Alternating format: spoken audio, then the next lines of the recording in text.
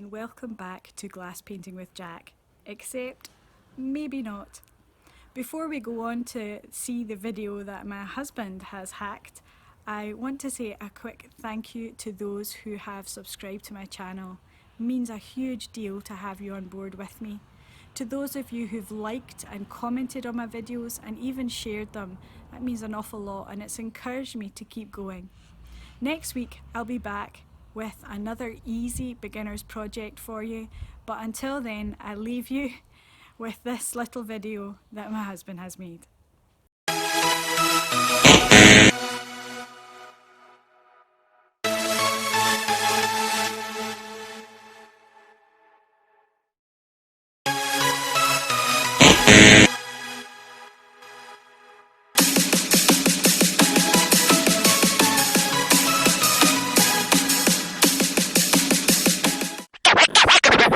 The vase and it's blank. That means there is nothing on it.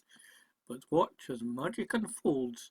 I tap twice, I grab my gold pen, and hurrah! Lovely, isn't she wonderful?